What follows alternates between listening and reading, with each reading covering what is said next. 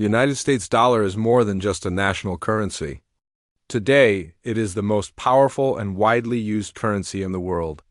Governments, banks, corporations, and traders across the globe rely on the U.S. dollar for international trade, investment, and financial stability. Oil prices, global commodities, and international contracts are mostly priced in dollars. But this dominance did not happen overnight. The U.S. dollar was not always the world's main currency. For centuries, global trade relied on different systems, precious metals, and powerful empires.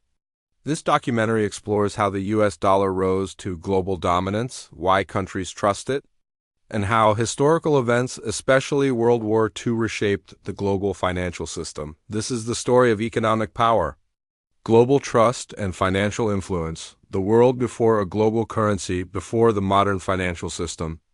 There was no single global currency.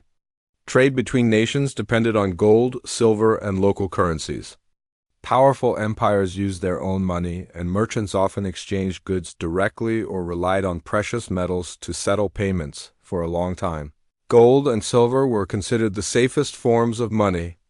They had intrinsic value and were accepted almost everywhere. However, carrying and storing large amounts of gold was risky and inefficient. As trade expanded, countries began using paper money backed by gold reserves. The British pound and early global trade before the rise of the U.S. dollar. The British pound was the dominant global currency. During the 19th century, the British Empire controlled vast territories across the world. London was the center of global finance, and the pound sterling was trusted for international trade. Britain's strong navy, global colonies, and industrial power supported the pound's dominance. Many countries held British pounds as reserves, and international trade often passed through London's financial system. However, this dominance was tied directly to Britain's power. When that power weakened, so did the currency. World War I and economic shifts. World War I changed the global economy forever. European nations spent enormous amounts of money fighting the war. Many countries borrowed heavily, especially from the United States. During this period, the U.S. economy grew rapidly. While Europe suffered destruction, American factories expanded, producing weapons, food, and supplies. The U.S. became a major lender to war-torn nations. Gold began flowing into the United States as European countries paid debts. This strengthened America's financial position and increased trust in the U.S. dollar. The interwar period and financial instability. After World War I, the global economy struggled. Many countries faced inflation, debt, and unemployment. The gold standard created rigid financial systems that limited economic flexibility. The Great Depression of the 1930s exposed weaknesses in the global financial system. Banks collapsed, currencies lost value, and international trade declined sharply. During this time, the U.S. dollar remained relatively stable compared to many European currencies. Although the U.S. also suffered during the Depression, its economy and financial institutions were stronger than many others. World War II. A turning point. World War II was the most important event in the rise of the U.S. dollar. Once again, Europe was devastated by war. Cities, industries, and infrastructure were destroyed. Millions of people were displaced, and economies collapsed. The United States, however, emerged from the war in a unique position. Its mainland was untouched by destruction. American factories had expanded massively during the war. By the end of World War II, the U.S. controlled nearly half of the world's total industrial production. Most importantly, the United States held the majority of the world's gold reserves. The Bretton Woods Agreement in 1944.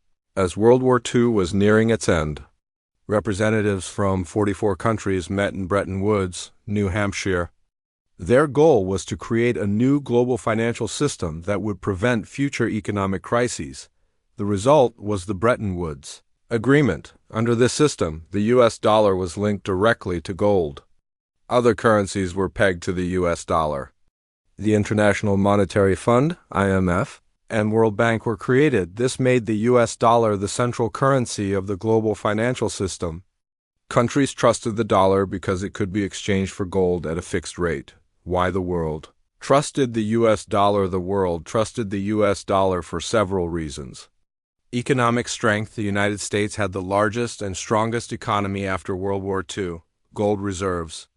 The U.S. held most of the world's gold, backing the dollar's value. Political stability. The U.S. had a stable government and strong institutions. Military power. American military strength provided security and influence. Global trade leadership. The U.S. became the world's main exporter and importer. These factors combined to make the U.S. dollar the safest and most reliable currency. The dollar and global trade. As global trade expanded, the dollar became the preferred currency for international transactions. Major commodities such as oil, gold, and wheat were priced in dollars. This created what is known as the petrodollar system, where oil-producing countries sold oil in U.S. dollars. In return, they invested those dollars back into the U.S. economy. This system increased global demand for dollars and strengthened its position as the world's reserve currency. The end of the gold standard. In 1971, the United States ended the gold backing of the dollar. President Richard Nixon announced that the dollar could no longer be exchanged for gold. Many believed this would weaken the dollar. Instead, the opposite happened. By this time, the dollar was deeply embedded in global trade and finance. Countries continued to use it because there was no strong alternative. U.S. financial markets were the largest and most liquid. Global trade systems were built around the dollar. The dollar became a fiat currency, backed not by gold, but by trust in the U.S. economy and government. The dollar as a reserve currency today. Central banks around the world hold large reserves of U.S. dollars. This allows them to stabilize their own currencies, conduct international trade, pay debts, and manage crises. More than half of global foreign exchange reserves are held in U.S. dollars. This gives the United States enormous financial influence. Benefits of dollar dominance. The global dominance of the dollar provides several advantages to the United States.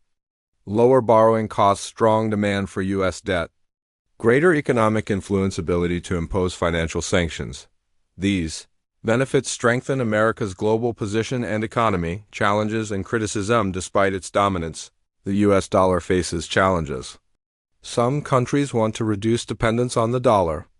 New financial systems, digital currencies, and alternative trade agreements are emerging. However, replacing the dollar is extremely difficult. No other currency currently matches its liquidity, trust, global acceptance, market depth. The dollar in the modern world. In the modern era, the U.S. dollar remains central to global finance. Financial markets, technology, and global institutions continue to rely on it, even during global crises. Investors often move money into U.S. dollars because they see it as a safe haven. Conclusion. Power built on trust. The U.S. dollar became the world's currency through history, war, economic strength, and global trust.